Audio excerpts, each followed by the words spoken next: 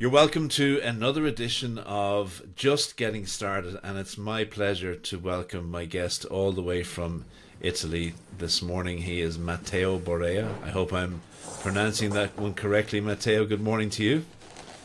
Yeah, good morning. Thanks. Fine. It's okay. Matteo Borea. It's okay. Great. Borea. Great. Cheers, by the way. Cheers. So I've got my double espresso at the ready. I see you've got yours also, and I'm really looking forward to getting stuck into this conversation. And Matteo, let me see if I can just set the scene here for our listeners. You are a coffee entrepreneur based in Italy. However, you do spend a huge amount of your time outside of the country, and we're looking forward to understanding where you go on your travels and what the purpose of your travels is.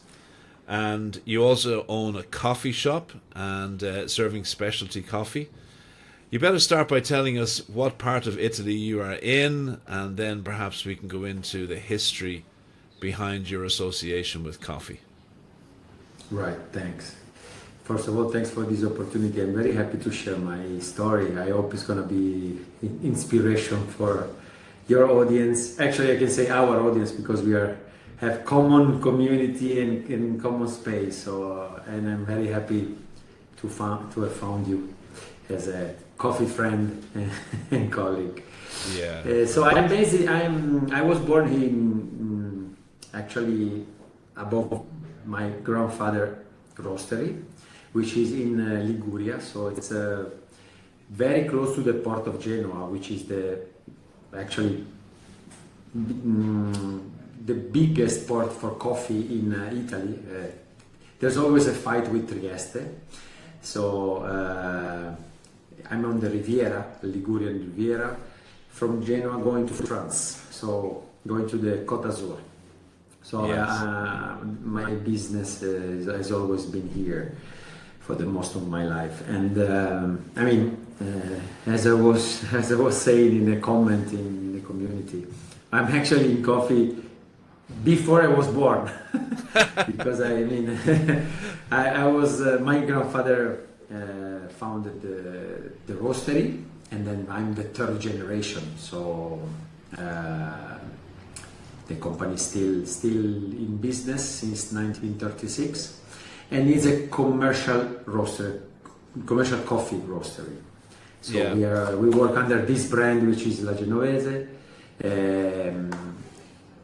and this is what I've been doing for more than 20 years is this developing new market, especially the foreign market. Now we are in 26 countries, so that's good.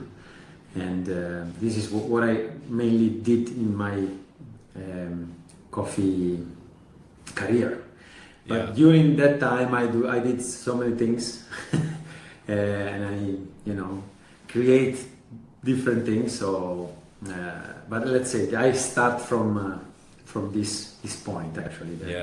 Why did your grandfather set up a coffee roastery in 1936? Actually, it was like something. It was actually inspired by the father of his wife, so my grandmother. They moved to Argentina for a while, and then when they came here, he wanted to get in coffee, and my grandfather, started helping him in this idea. So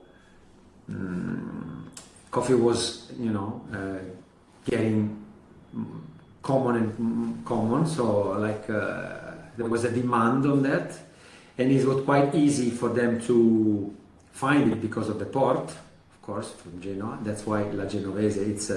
It's like I would translate. It's like a company from Genoa, La Genovese. So that's the idea.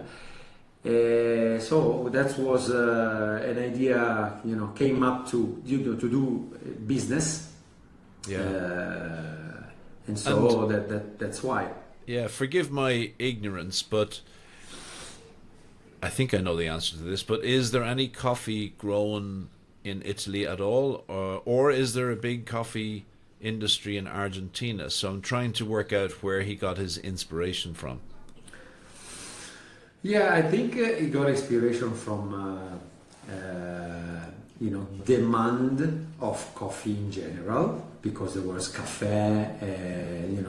The demand was, I think, was frankly like a business opportunity. Yeah. Because of this increasing demand of coffee around, especially in our area, in terms of final customer demand. So there was a lot of cafe and Italian style little bar all over the place. We start getting famous, and so he started like roasting coffee and selling and delivery, right in the city. Just starting from a very small office here in Albenga, my city. So that's the inspiration. I would say it's like a business opportunity. Yes, yeah. And demand.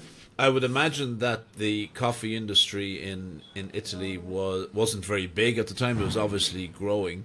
I wonder how easy was it to get his hands on roasting equipment, and was it produced in Italy, or did he have to bring it in from overseas? No. Actually, the coffee, coffee market was growing quite fast. I think I told you the demand was important, especially because there was a lot of new coffee machines coming. Talking about espresso machine. Yes. So because it was really running fast. A lot of innovation for that time. New espresso machine, new concepts, and cafe were running espresso machine.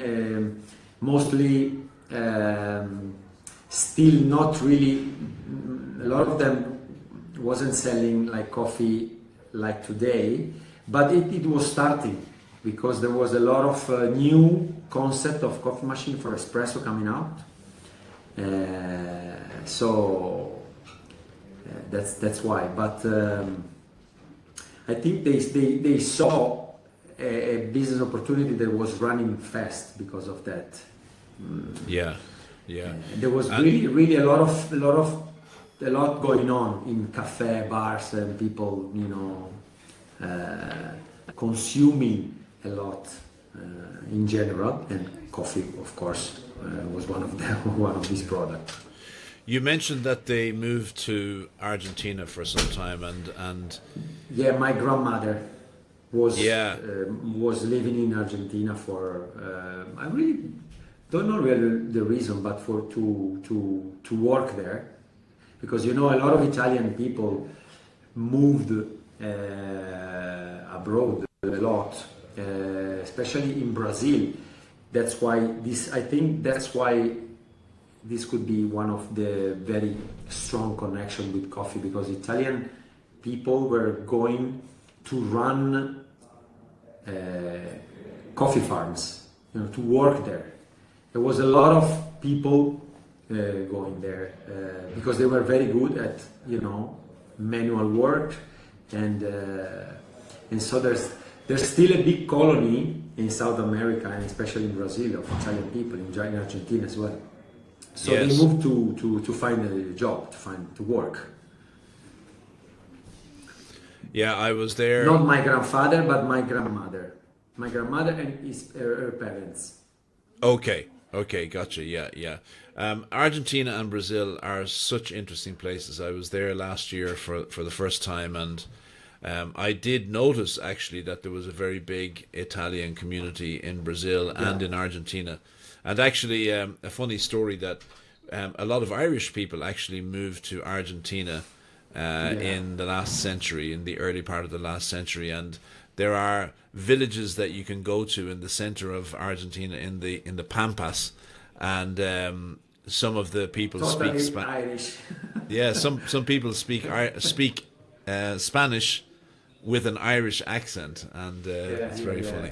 So I mean, there's a big community in Italian community too, but I mean, I must say that we are similar to Chinese people because we are everywhere. Everywhere there is like an Italian community or Italian people or little Italy's everywhere.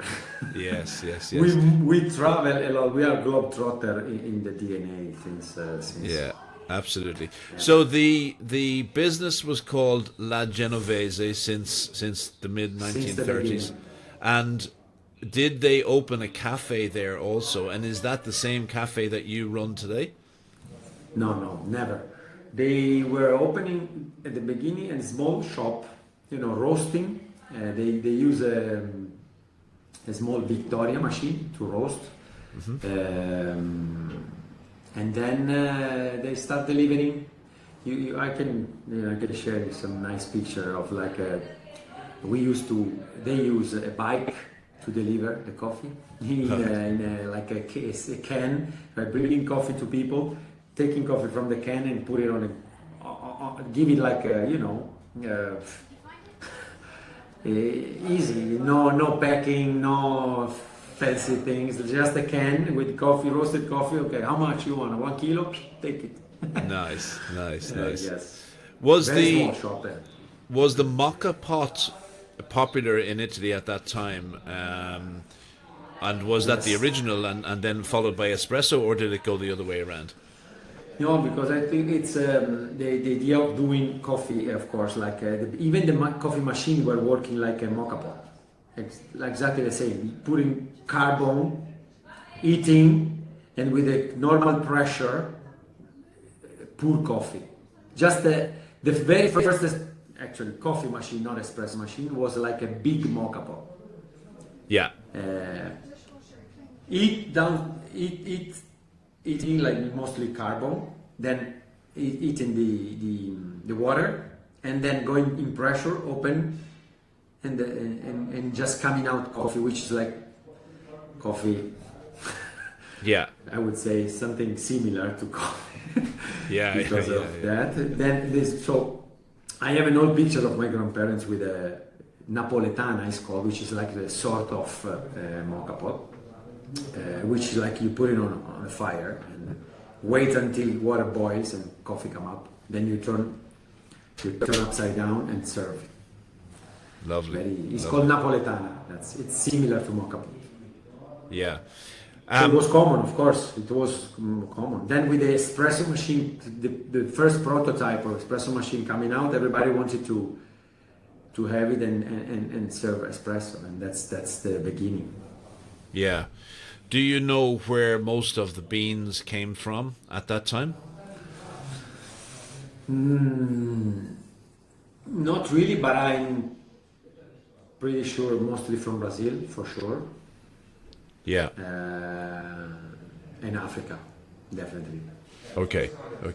And of course, as you said earlier, the port of Genoa would have been one of the main entry points into Europe from Africa, Since so ever. that makes sense there, Yes. right? Since ever, yes, since Yeah. a long time. Yeah. Then we had a break, of course, with the war, of course. But then after the war, we restarted doing the same. They just have to stop, of course, but then. Yeah. And did your family stick to coffee completely, or did they also import tea? No, coffee Just coffee. only. Okay. Yes. Yeah. So what happened then? So your parents took over the business after them, correct? Yes. My father and my uncle, so both my grandfather's son, children, so both keep working on the company. My uncle was more involved in production. My father was involved in sales, and that's actually the same right now because my cousin is involved more in production and sourcing, and I'm mostly in sales and consulting, and so pretty much it's the same tradition going on. Yes. Yeah. And how wide were they selling geographically? How far were they delivering the coffee at that time? I really in a, at the beginning just in the city, then they move in closest city, but we always been working in the Riviera, actually not really, I cannot say the whole region which is Ligurian, just in our area. And since end of 90s, because we start selling abroad thanks to a connection of my uncle with a friend living in Romania. That was the first, export, say, somehow in 1925, end of 90s, pretty much.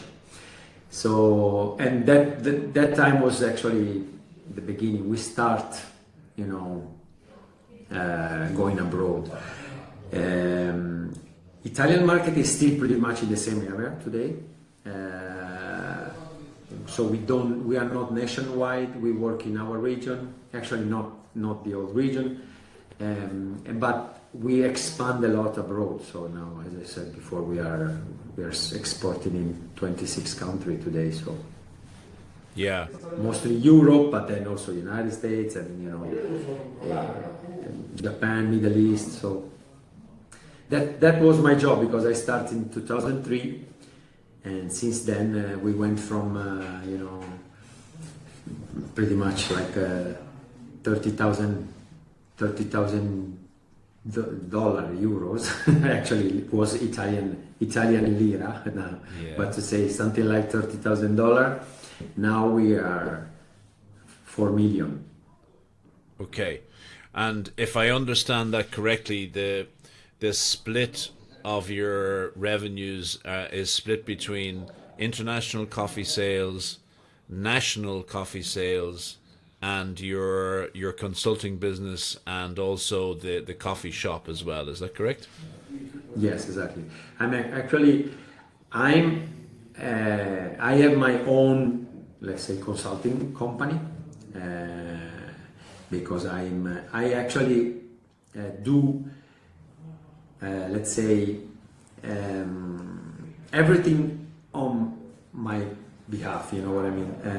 Yes. So I like, I sell coffee, I give consulting to customers, I develop new markets, and I do training in to people and baristas and customers as well, all under my company, which is Matteo Borea, just me, that's it. And so actually officially I'm a supplier of my family business because I have a 10% share of that. Ah, okay. Yeah. So then I have a coffee shop, specialty coffee shop, which is Coffee Storming, another brand. But it's open since 3 years only. It's a micro roastery, and this I manage it with my girlfriend, and it's running, since 3 years, still in the city. Yeah.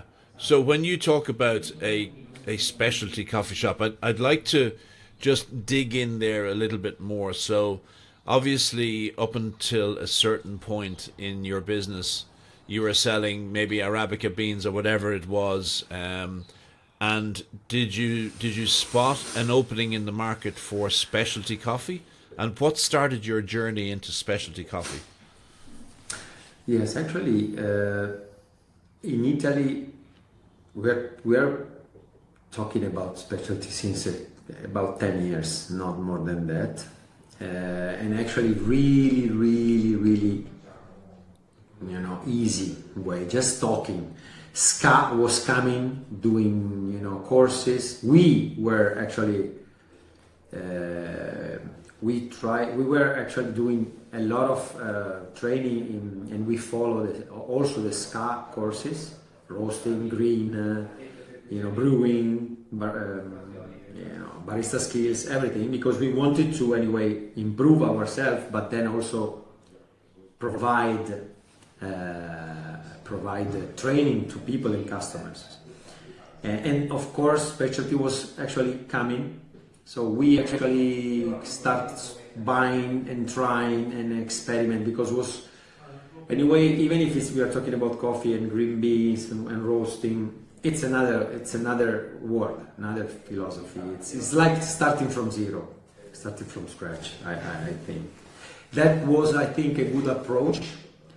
Not thinking to know everything because you are in coffee since 80 years and then you know everything. The approach was like, we don't know anything about, let's start from scratch, learn and do it. We end up opening, the idea of the cafe came up right before COVID, but then we give up because of course it was a kind of crazy moment. So we decided to give up, and so we opened it 3 years ago only. But I would say it wasn't really the time to open a specialty coffee shop in Italy, because actually we are still very, very stick on our tradition of espresso, classic espresso tradition.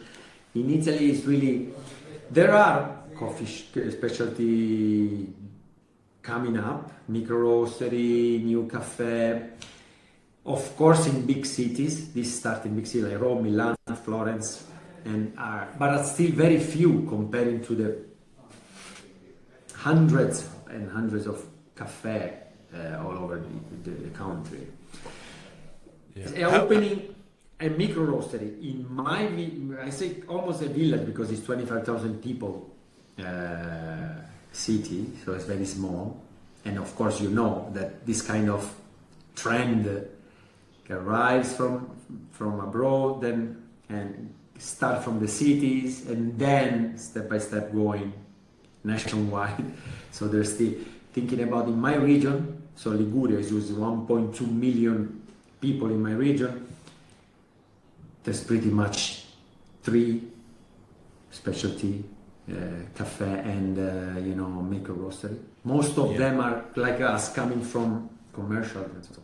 It wasn't really the time to open it, but my idea was to open something to show our customer, and anyway the Italy mainly, what's gonna be the coffee shop of the future, and what means coffee. It's not really a drink or an espresso, but there's much more to say behind. So farmer, origin, processing, varieties. From there to going through roasting, extracting, different way to extract. So there's a really work behind that nobody knows.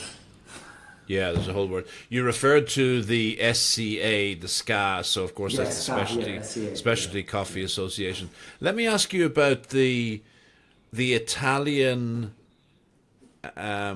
evolution of coffee. So is Italy and are Italian coffee drinkers ready for specialty coffee? And before you answer that, could you give me your definition of specialty coffee? Because not many people know exactly what we're talking about here. Yes. No, I honestly, I say, Italian people is not ready. I mean, specialty coffee is coming, really, really slow inside the country. And I say mostly due to roasters mentality, that's the truth. So I put myself in between them, because it's like the way Italian roasters has always sold coffee was actually not really selling coffee, but giving service and selling a lot of things other than coffee. So that's the point. And there was always this kind of way of, okay, we sell coffee, and few things differentiates the companies. Not really we are not really talking about prime material. We're talking about craft, know-how. Okay, we know how to roast. This is my grandfather recipe, secret recipe. That's it. 100% Arabica or Arabica beans. That's it. Nothing more. And this was like a, let's say, honestly, a profit mentality only. Of creating a huge market, even if we are not. We are the fourth country for consumption. But it's like there's not really a culture behind that. The culture is just a habit of the espresso habit, the mocha habit. It's like it was really good because was the fortune of Starbucks was getting this idea of the cafe, Italian cafe, really a place to socialize, a place to get together, to stay, the third place, like they call it. So yes. that way was the fortune, but not really the coffee, not really the quality of the product. And so most of the Italian people ask for give me a coffee, not really talking about espresso. They say give me a coffee, please, a coffee. So, and it's still like that. Everywhere in the country there's like a cafe everywhere, and there's no one customer asking for, not even say please an espresso, which is different from filter or whatever. So give me a coffee. And then it's like let's do the talking about wine. When you don't ask for a wine anymore. You ask for a specific glass of wine, which is, first of all, white or red, okay, that's it. Sparkling or still, okay, but then you ask for something more. I mean, even if you ask a glass of wine, you're expecting an answer like, okay, what do you want to experience? Yes. Full body, want a nice, thick red wine, or would like something fresh, a white sparkling, whatever. There's an experience. And this is what specialty is. It's not really a product, but it's an experience. So specialty coffee comes from a really, really strict selection of the beans from the farmers, from the origin country, from the producing country. So you're talking about variety, you're talking about origin and variety, and you're talking about processing. So that's something which completely changed the way of selling, communicating, and which is something that the company is not ready to do it, because we have never sold origin, variety, processing. We always sold a final product, let's say, with a brand on it and very few information on it, like 100% Arabica with a certain percentage of Arabica, for example, nothing more. Yeah. Which countries? So it's experience. The difference is on the experience. Yeah. So can you see a time in the near future when people will go to a coffee shop and say, hey, I'd like to try a Guatemalan specialty coffee, or I'd like to try an Ethiopian coffee, as their taste palette becomes more educated? Can you see that time happening soon? Yeah, for sure. I mean, somewhere, I mean, talking about Italy, we are still behind on, but it's happening worldwide anyway, because consumers get more aware of what they consume, especially in this moment. And this is something that I might say, I know it gave us trouble, but this kind of storm happening in the coffee, in green coffee price with futures and everything helps a lot, because when you are forced to raise price and so say something, not just say, come on, prices are high, okay, but then you need to find something to say to sell to higher price, and this bring value to the chain. So people becomes aware because they have to spend much more money for a coffee or for anything, especially food. So they want to know more. And cafe as like restaurants and winery, of course, they might give differentiate their offer for sure. Sell an experience and not just a product, because consumer want an experience, especially now where there's like this kind of social media style of living, that everybody needs to show something and must be different from the others. You need to differentiate a lot because you need to be unique somehow, and so you want to be anyway your awareness grows automatically. So cafe needs to make people be part of something, and give different experience, give different product. And coffee, it's something that I see a lot of opportunity, because starting really from selling a product, going to sell an experience, there's a lot of opportunity in between for coffee business, I think. Yeah, give me the key components of a new coffee experience. Obviously, the taste is one component. What are the other components that makes a coffee experience different and new and exciting for people? I mean, you probably find it strange, but I would say I'm not going to talk about an ingredient. I'm talking about marketing, communication. That's the key, because anyway, what makes coffee special has always been there.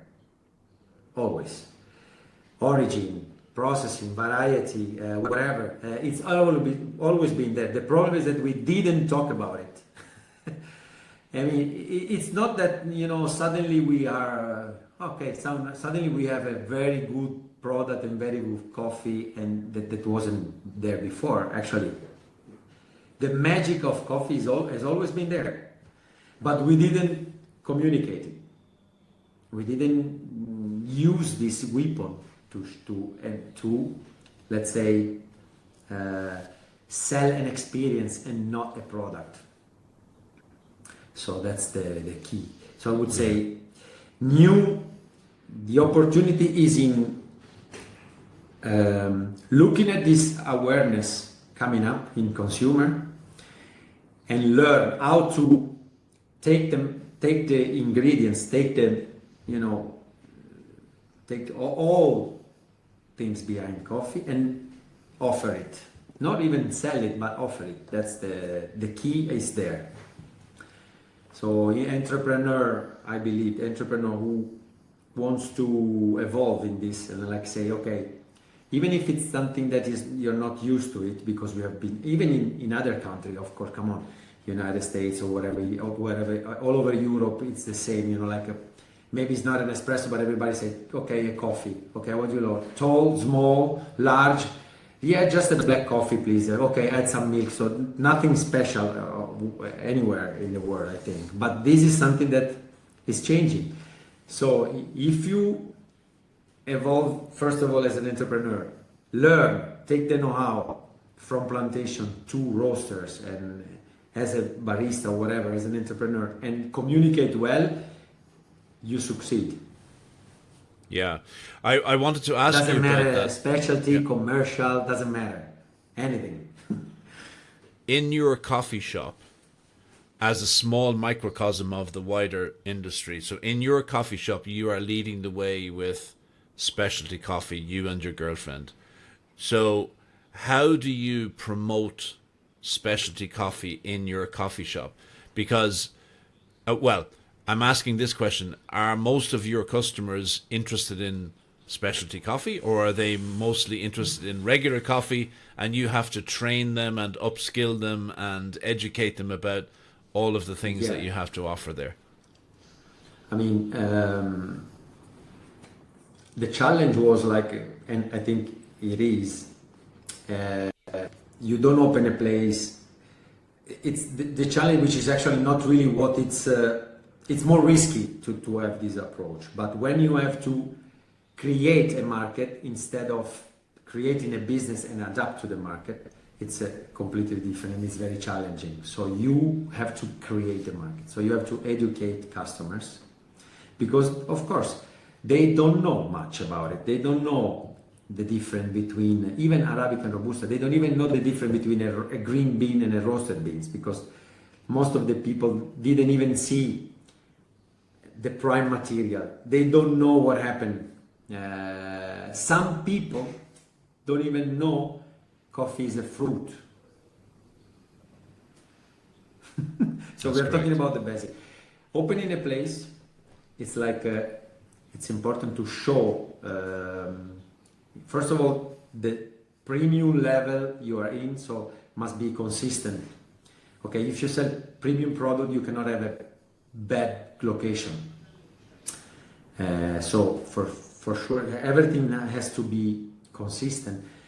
But what the approach, my personal approach, was to show the value behind, show the mission. When you enter in our cafe, you walk in, you see the counter, and you see you breathe coffee everywhere. You feel kind of scared, you know, because compared to the other place, you see machine, 3 grinders, many different kind of coffee beans. You saw I have the coffee machine. I put the coffee machine inside the place. The roasting machine, it's inside. So you walk inside and you see the coffee machine most of the time working. So people say, this is what happened before. And then in a big wall, there's a big sentence. We love making people happy with coffee. It's not really the product we sell, but the experience. So and this is something that people need to see. Why we are doing it. Not what we are doing it. Why we are doing it. Starting from there, everything gets easier, even if the customer doesn't know much. They feel that they can, they feel curious by osmosis. They need to ask something because it's something new, something that they don't understand. So their mind is like, what's going on here? What's that? What's this? What does it mean?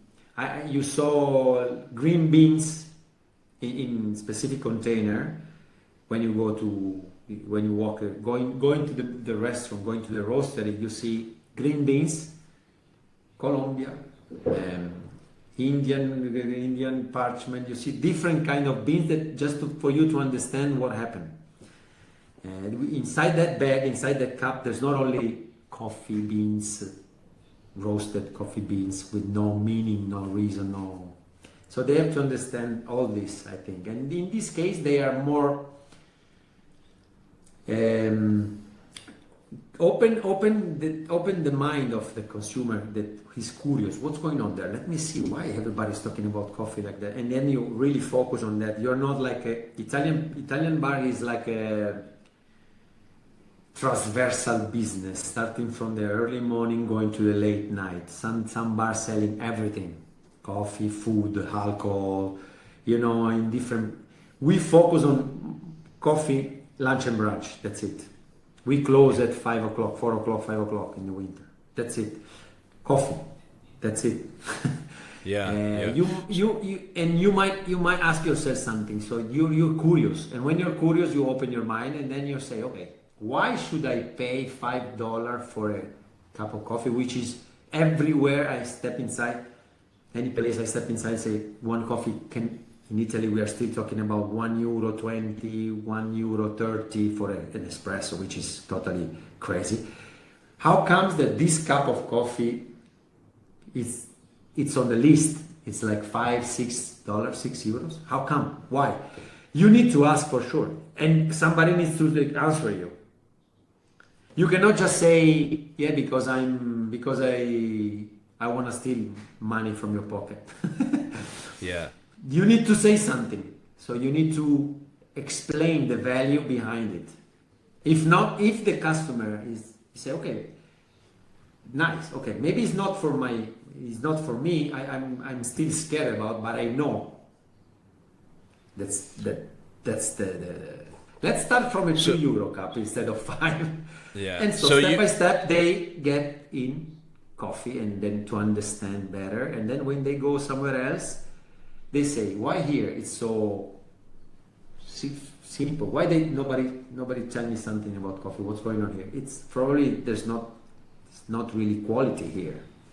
In your mind, you would love to see the coffee equivalent of a sommelier in a cafe, so somebody who is able to stand with you at your table and explain the coffees, explain the origins, explain the different taste notes and so on. That would be an ideal situation in your world. Of course, but this is, I mean, it's crazy to thinking about an ideal situation which should be normal. Because if you go in, you know, in a 5 stars Michelin restaurant or in a basic restaurant, you don't enter a restaurant and ask for, okay, give me food. What do you mean? What does it mean? They have to explain you things. They have to explain the value behind it. If you go in a winery, thinking about wine, whiskey, you know it. They're talking about beer. There's a word behind, and they are talking about it. So why coffee businesses shouldn't do the same? It's not only a fatigue. It's not only a problem. It's an opportunity. I'm going to ask you a challenging question now. You've got one word. You're allowed to answer this question with one word. What does coffee mean to you?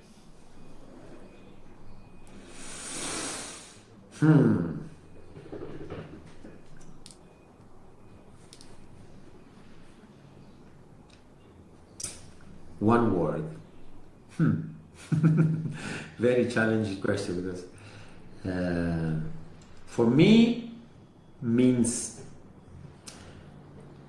I would say, inspiration.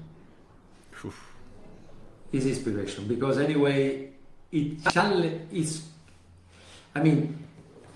coffee challenged me to improve, not the opposite.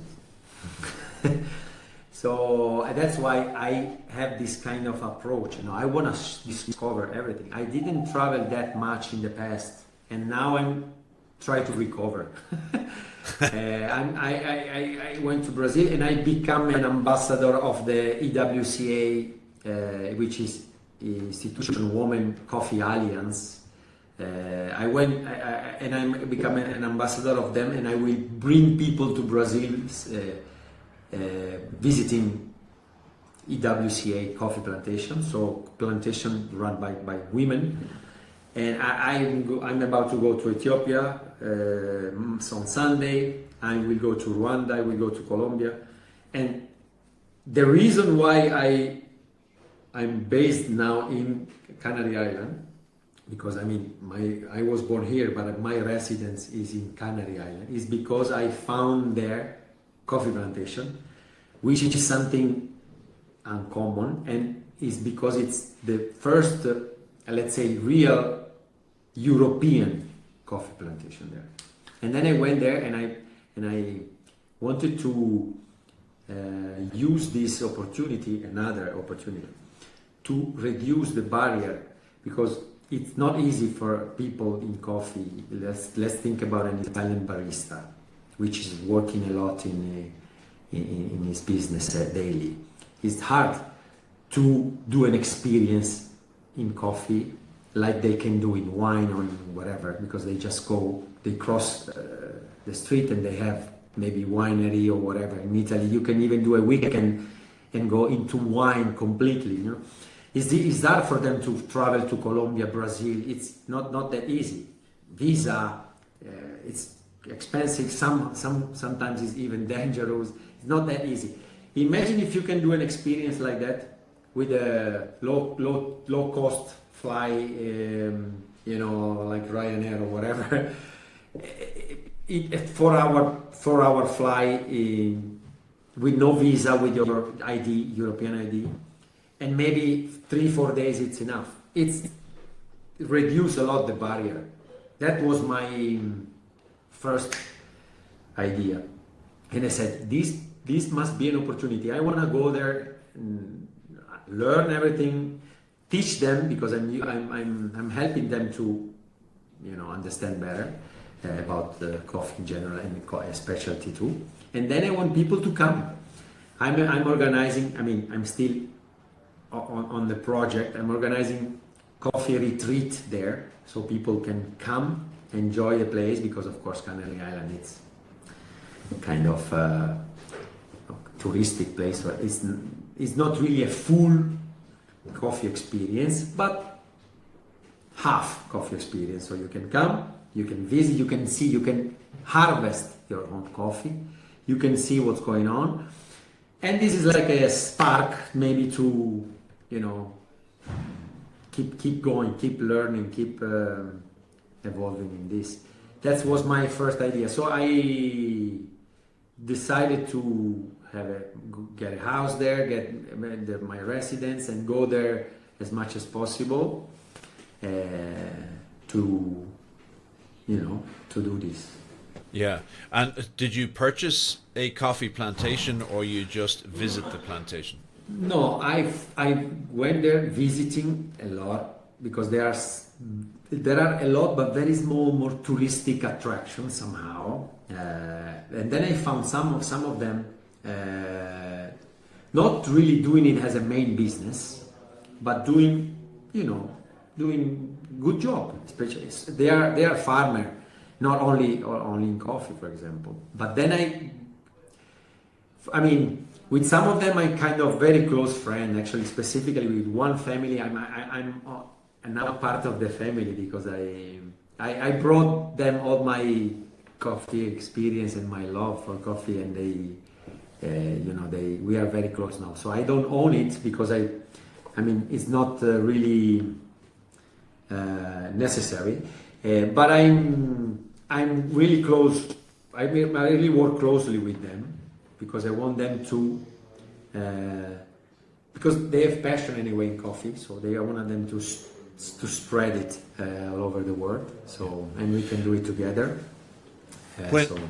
When you visit a new country like Ethiopia or whatever, is your goal to educate yourself, or are you actually purchasing beans from the small producers to bring them back to Italy and to also distribute them around the rest of the world? I mean, I travel for connection mainly, because anyway, coffee connect people in general.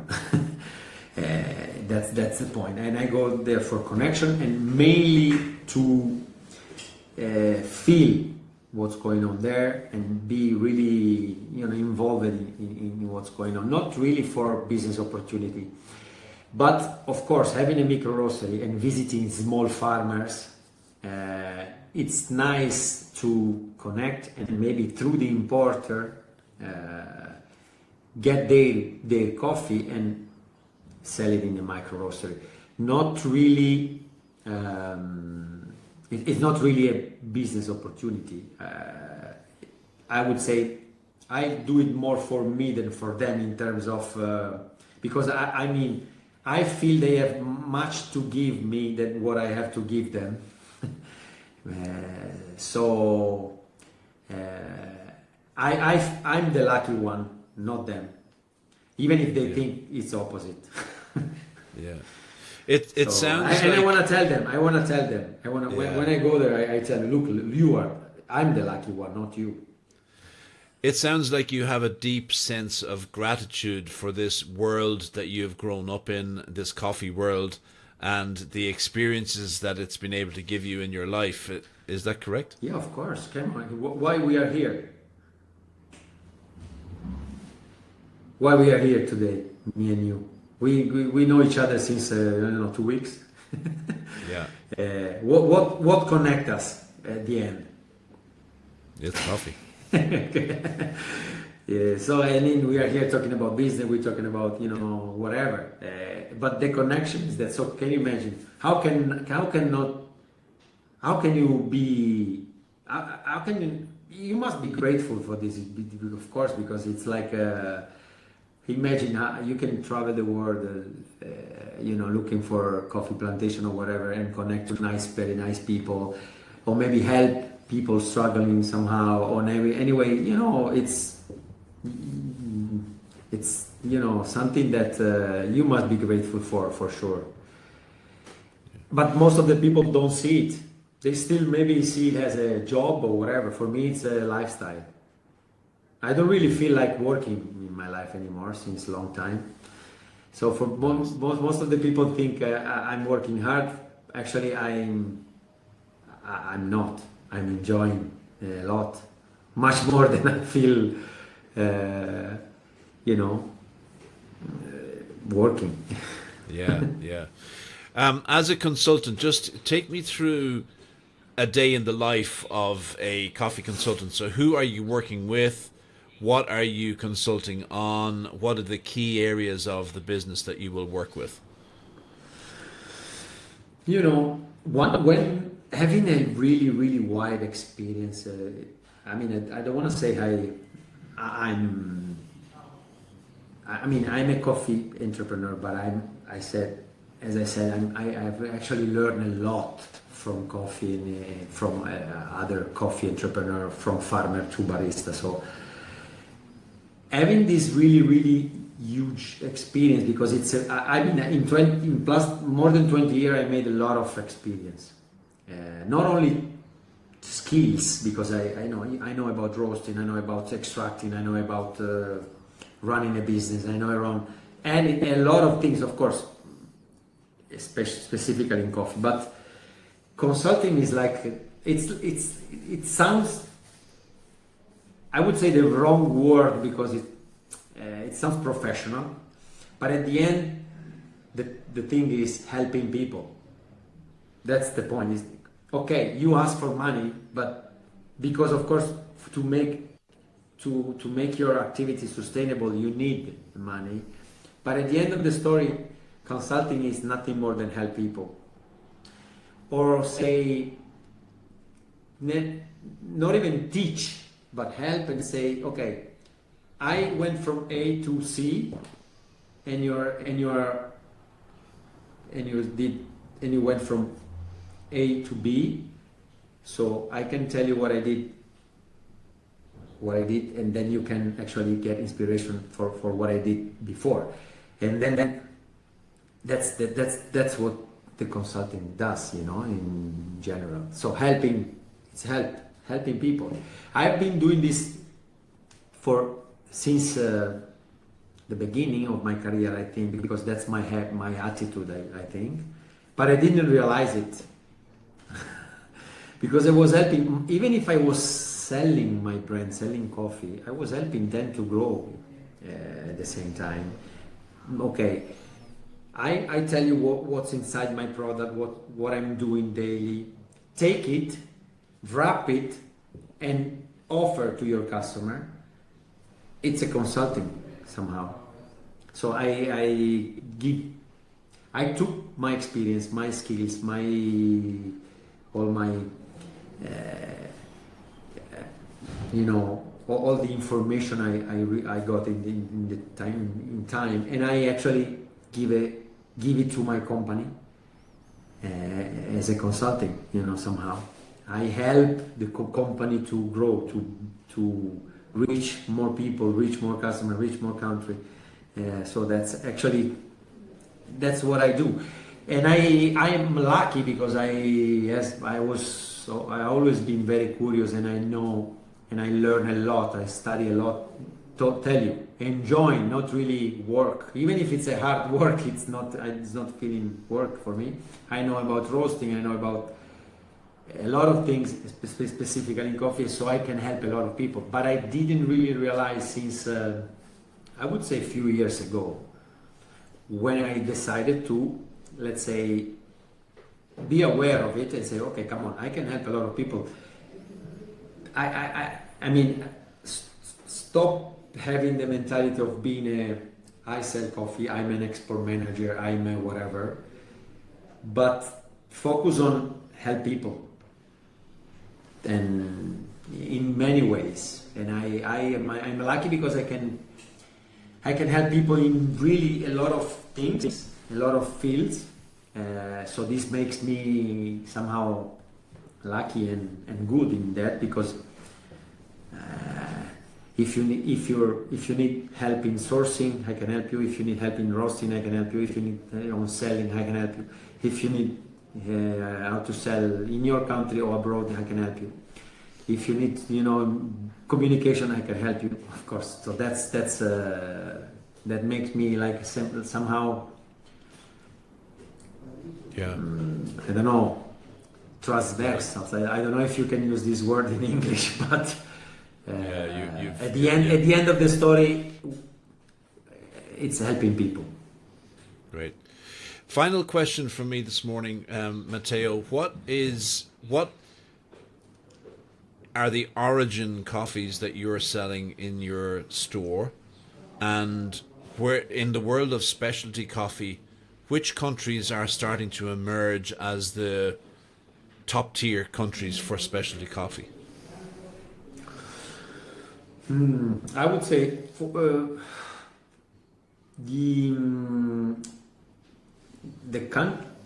Colombia for sure is one country has an attitude of selling experience, because they are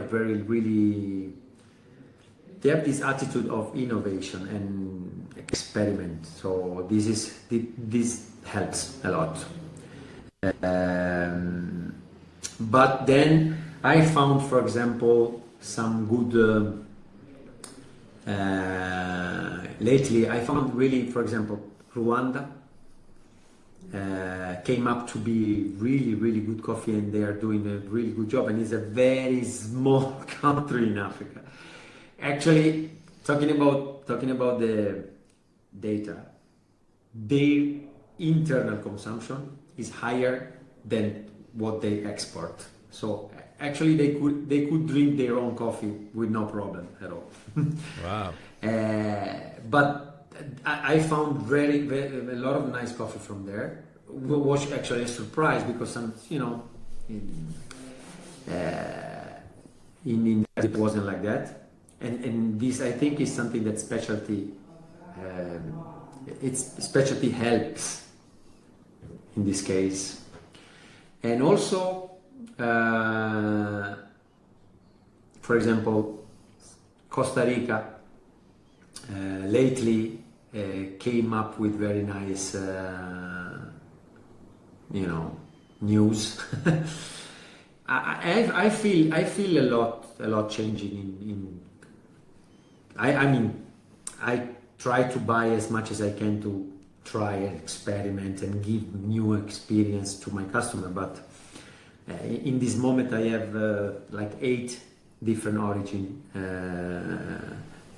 in my shop, but I keep on looking for. And then I'm going to Ethiopia for sure. I buy Ethiopian beans, of course, but now I'm going there. I will meet 5 farmers. Actually, I will meet also Chalita, that we get in contact with, because we were in contact thanks to you and connection, by the way.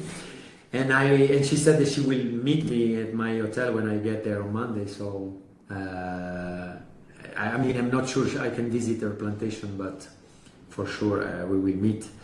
And then, so I would love to get a new connection with some of them, and then buy their coffee, and not really sell coffee itself, like okay, I bought these beans from Ethiopia, and that's it, but try to show what they do to my customers. So try to to put on the label and in the product and inside my cafe what's going on there, and say, look, I've been there, I saw what happened, I got connection with these people, I bought their coffee, and this is the result. I mean, you buy a story somehow, you don't buy a product. Correct. Maybe the the entrepreneurial angle here is coffee tourism. Could we see Matteo Borea with a coffee tourism business in the future? Yeah, of course, I will. I will launch my first coffee. I call coffee retreat, and I will do it in Canary Island because it's easier for European people coming there. So if you want to join it, I will be very happy. Retreat because it's important. I mean, I told you it's not really cannot be a full-time experience, but must be a nice experience. So coffee first, and I found beside the coffee farm a nice place where they do like yoga, they do meditation, they do like this kind of slow life experience, and I love to match them because I think they match perfectly. And so coffee retreat, so you come here to slow down, getting coffee and understand what's going on there, and enjoy your experience. So I like this kind of coffee tourism, especially for my future, because when I maybe wanna slow down, this could be a very nice activity. So I can do it in an island in the middle of the ocean, so why not? Sounds like bliss. Sounds like bliss. So, But I will keep on doing it also in the production country, because I wanna keep travel, and if I can bring coffee professional also in Brazil, in Colombia, whatever. So great. I Well, will do it. I have to say that's been one of the most enjoyable coffees I've had in a long time this morning. Getting to know Thanks. you and a little bit more about you and your business, and what I'm really fascinated by I'm really grateful for is how you brought the human face to coffee, the human side of coffee from the grower's point of view, and what it does, what coffee does for us all in terms of bringing us all together and being the medium that we use to create Yes. connection and build community. Yes. And that's a really strong pull from me as well. And I'm fascinated to get to know you, and we'll certainly keep in touch and certainly keep track of your activities for sure. Yes, thanks. No, thanks to you. I mean, what I always try to say, feel the lucky one, and this change everything. If you feel the lucky one in general, it's a good attitude. So this is something that helps. Can I ask you to do a little advertisement for both of us before we close? Of course, no problem. Because anyway, you are gonna share this nice podcast. Of course. And What you I was have a going nice to what I was going to ask you for, is how do people get in touch with you, and maybe that is a natural lead into the coffee community. Yeah. So I take the chance to let's say advertise what we are doing now, and you have a very, very nice community. Okay, focus on specialty coffee, but anyway, I would say coffee for coffee people, coffee lover, coffee entrepreneurs. So, and I'm doing the same, actually doing something more entrepreneurial, like your second one, focusing on business. So people who is really involved in coffee or love it, and just look for us, not for me, but for us on school right now, I think. Other than, okay, you can Google me and you find matteoborea.it website, and then you will get a lot of things. But look for us on school, look for our communities, Matteo Borea and specialty coffee community, and just started community, and then get in and let's stay. Let's enjoy this coffee journey together. Yeah, I think you pointed out quite an interesting thing. So the coffee community that I host is called the Specialty Coffee Community, and you have got your own community as well as being part of the specialty coffee community. But your own community has got a slightly more entrepreneurial twist Yes. about it, right? Just tell us a little bit about that. I mean, it's just I just started, so I would say. I mean, I didn't even want to give a real name to this community. I say like Matteo Borea is looking for founders because this is the reality. I want to build a community, but not. I don't want to build a space which is my space where I host you. I want to build a space which is our space. That's why I look for founder. There's no specific rules, but just sharing values, and that's it. Helping people and helping each other to grow.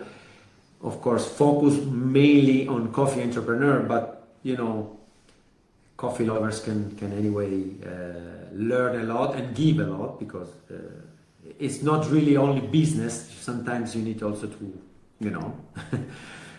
talk to general and general topic, not only business, but this is something that I'm trying to do it. So build a community which is not actually my space where one person talk to a lot of people, but where everybody do his own, give his own experience, and why not also get a opportunity, because a community anyway is a business actually, and can give opportunity to anyone inside. Like for you, tomorrow you may need a moderator, you may need there's a lot of opportunity inside of course. So I just don't want to be like the social media style community, which is one person showing what he does and everybody follow, but building a place, a space where everybody feel at home somehow and feel connected and part of something. So I don't like to call it my community, but I just want to be the spark, not actually the fire. So Great. Let's go. Great. I hope to find a lot of people like us that join our spaces. Great. Well, Matteo Borea, thank you so much for joining us on the show this morning. It's been a real pleasure to get to know you, and I have a feeling that you're going to deliver a lot of value going forward in our respective communities and in your life as a coffee entrepreneur. So I appreciate you joining us. Thank you very much. Thank you, Nicky. Thanks a lot.